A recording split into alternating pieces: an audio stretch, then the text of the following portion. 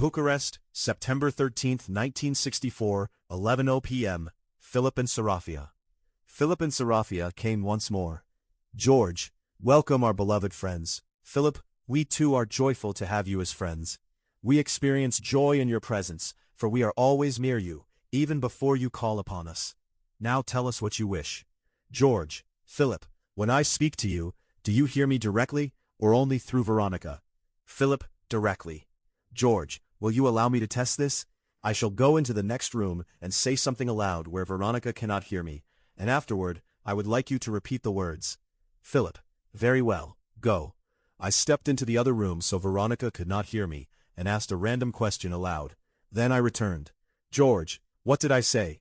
Philip, I did not hear your voice. George, then you do not hear me directly, only through Veronica. Philip, go once more into the next room and say something again. I repeated the experiment, speaking clearly where Veronica could not hear me. Afterward I returned. Philip, no my friend, again I heard nothing. George, then that means you hear me only through her. Philip, but why do you wish to know this? George, I want to understand whether the hearing of spirits can receive the same vibrations and frequencies that our physical ear and auditory organs register. I conclude that just as we cannot hear you, neither can you hear us. What enormous barriers exist between these two substances. How then do you know what we are saying? Philip, from the vibrations that arise from within you, we understand the idea forming spontaneously in your mind. We also feel your emotional states, and experience them almost as though they existed within ourselves. George, then you cannot hear our music directly. Our musical instruments must be unknown to you. Philip, we know them through you. When you listen, we rejoice with you. Yet in our world there exist harmonies of beauty beyond anything you could imagine. George, but forms, can you see forms? Philip, what forms? George, houses, buildings, things like that. Philip, those we can see. At that moment I held up a flower from the vase before us. George, and this, what is it? Veronica's eyes remained closed. Philip, we cannot see what you are holding. I picked up a pencil. George, and this? We cannot see that either. George, do you at least know how I am dressed? Philip, through our friend Veronica, through the images she herself forms mentally, we understand such things. That is how we know about houses, buildings, and everything else. George, but the negative substance, the spiritual essence of flowers, for example, can you see that? Philip, yes. George, could you bring us a flower? Veronica suddenly smiled. Veronica, Philip is saying something to Serafia. He is sending her to bring flowers. She has left. Philip, I have sent her to fetch them. Yes, beloved friends, this is how we work among you unseen. We show you many things. We whisper many things. Often you do not realize who is inspiring you or transmitting joy into your hearts. And just as you experience joy, so too do we rejoice through you. We also feel your sorrows, though admittedly with less intensity than you yourselves do. A moment later Veronica spoke again excitedly. Veronica, Serafia has returned. George, already? Veronica, oh, what beautiful flowers she has brought. I have never seen such beauty. She holds them in her arms while laughing happily. Now she is taking one flower between her fingers to show it to me. George, where did you bring these flowers from? I had originally meant earthly flowers, and now I realized they came from elsewhere. Serafia, these flowers come from our own garden, from our dwelling place, where we possess perfect joy and peace. George, from where exactly? Serafia, from Uran. Veronica, pay attention, she is showing them to me one by one so I may describe them. The first resembles a peony, pale red in color, but with petals shaped more like our poppies. Serafia, this flower represents nourishment for those exhausted by missions and labor. Simply by gazing upon it, we become satisfied and filled. Veronica, now she shows me another, resembling a lily but larger and richer. Serafia, this one is for thirst. Merely looking at it quenches our thirst completely. Philip, do you understand now, my friend?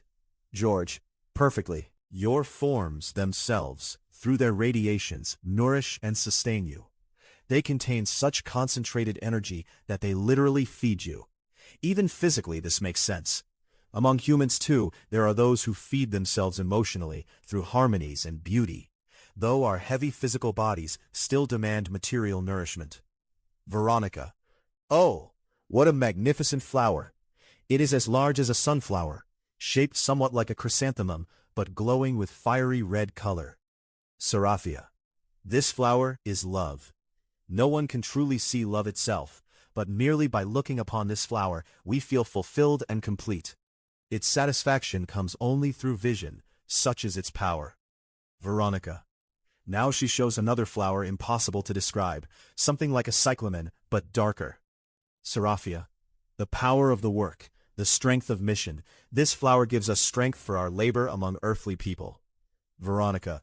Another one now. Impossible to describe. Such extraordinary combinations of petals and stamens. It almost seems woven from silk, with tassel-like forms falling from one side.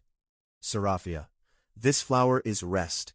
Through its fragrance one enters complete repose. George. Please let her smell it. Seraphia. I already have. But it is not good for earthly people to taste too deeply the beauties from beyond. George. Why not? Because we could take you for a few moments out of your body and show you our dwelling place. But afterward, you would long for it so intensely that you would desire nothing except to return there as quickly as possible. George. Could you truly take her? Seraphia. Do you wish it? George. Would there be any difficulty returning her spirit back into the body afterward? Seraphia. No danger whatsoever. Veronica. No, perhaps it is better that I do not know. George. That must be why humanity feels nostalgia for another life. Perhaps at some time long ago, we tasted such beauty, and now some memory of it remains within us, causing us to long constantly for something beyond this world. Philip. Our beloved friend has always wished to reach paradise quickly.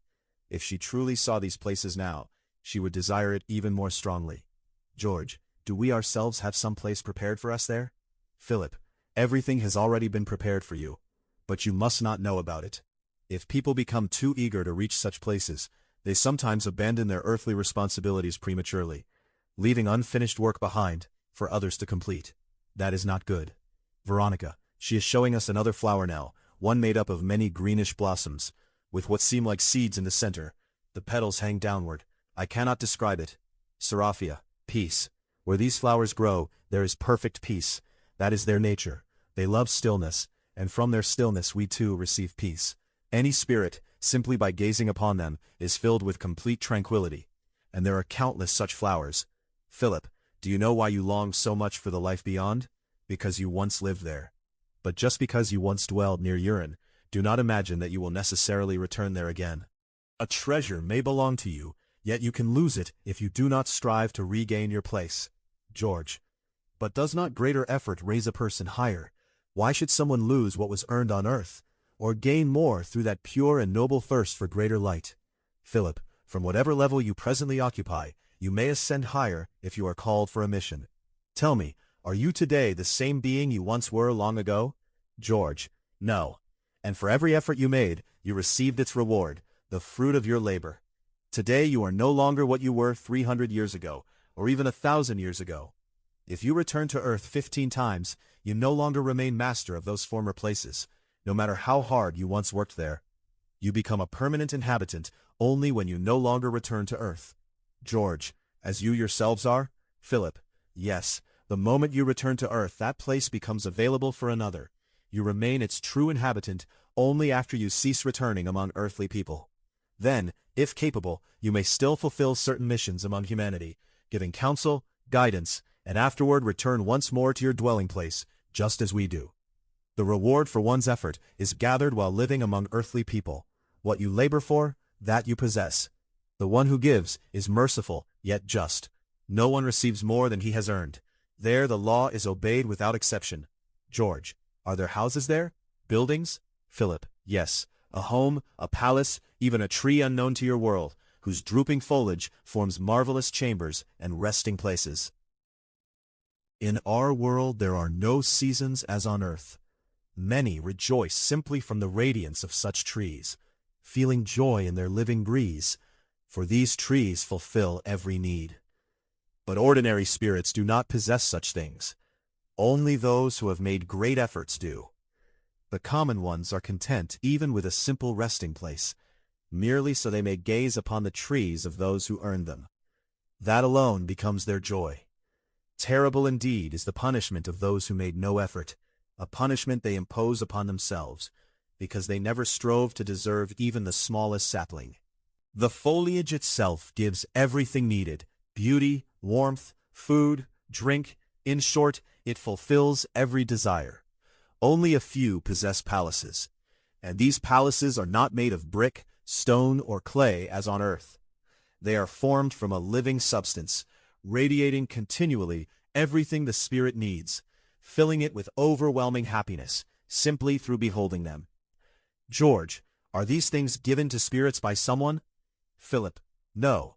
Each person builds them himself while living on earth, through his own effort. Everything depends on how one lives and works. If someone lives carelessly and lazily, listening to the whispers of impure spirits, everything collapses. Such beings become evil spirits who can do nothing on earth except harm others. Out of envy, because they cannot accomplish what others have, they try to drag everyone downward beneath themselves. That is the true result of envy. At that moment, Veronica lowered her head and pressed her hands against her temples. George, what is it, Ninel? Veronica, my head hurts, especially near the back of the brain. George, Philip, please make some magnetic passes over her. Veronica leaned forward, resting her forehead against the table. Less than half a minute later, she straightened up again. Veronica, the pain is gone. George, why did you not help her before I asked? Philip, without your request, we cannot intervene. George, so you need openness from us? Philip, that is precisely the meaning of the desires you direct toward us in what you call prayers. Seraphia, I brought all these flowers for you, and now you forget about them. Veronica, she is so sweet, always quiet, gentle, withdrawn. Now she is showing a tiny bouquet of flowers, like forget-me-nots, only pale violet in color. Seraphia, these flowers represent the desires to work and live of children who died too young. These little flowers sparkle whenever they find new parents and are able to reincarnate. If they fail, they return and remain flowers. George, and these too grow in your gardens? Seraphia, yes. George, but how do you explain the existence of these palaces? Who constructs them? Philip, there are many who even from childhood begin laying the foundations for such palaces. Let our friend tell you how she helped old Ileana when she herself was still very little. Veronica, I knew it was technically stealing when I secretly took soap and food from my aunt, but I also knew I was helping helpless old people, and that brought me joy. Such acts are not considered theft because they were efforts born of love, and love is the strongest foundation anyone can lay upon earth. The efforts of children are especially precious because reason has not yet become hypocritical. Adults act through reasoning, doing good or evil depending on whether their minds are guided toward light or darkness, according to the influences they receive from good or evil spirits. There are spirits like us, but there are also spirits among the wicked. These are beings who accomplish nothing while alive, and can no longer return to earthly bodies. So they continue acting invisibly. If humans fail to judge wisely the influences around them, they fall under the attraction of these dark spirits, and are dragged downward by them. These evil beings delight in seeing others beneath them. Those with dark colors have no escape, no salvation. They are lost forever.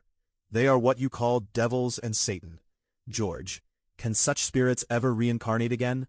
Philip, when they become too evil, no. They remain only to sow intrigue among nations. George, then Beria must be one of them. Philip, yes. I would like to see him. Philip, if you saw him you would die of terror. George, then call some lesser ones closer to us, so we may see what they are like. Silence followed. Philip has stretched out his right hand, as though giving an order. Oh, they are beginning to come. 1, 3, 5, 7, 10, 13. How hunched and hideous they are. George, let one come closer and speak. Veronica. One approaches, with hateful eyes. The summoned evil spirit's spirit. Wretches, what do you want from us? Why do you torment us? Philip, hear how the scoundrel speaks. Veronica, another one is being forced closer, a black man with huge lips. He looks African. Philip, this one helped overthrow a righteous government. That is why he is so dark. The black-lipped spirit. If I had power, I would strangle you this instant. You want to show humanity what you know? We will draw them to us instead. The greater our conquests become, the greater our satisfaction. The more people we gather, the greater our joy.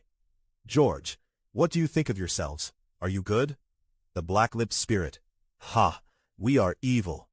Veronica. Leave, you cursed beings. Even your voices are ugly and repulsive. The black-lipped spirit. We wander endlessly like you do, cursing both you and ourselves, yet never succeeding. And, Veronica, go away. They are gone. Seraphia, again you forgot the flowers. Here is the last one. Veronica, it is a white flower. I am tired. Seraphia, its fragrance rises all the way to the great teacher, and its perfume intoxicates even those who dwell in Uran. And with that, we leave you now. Our friend has grown weary. George, thank you. We shall call you again after the meal. Veronica,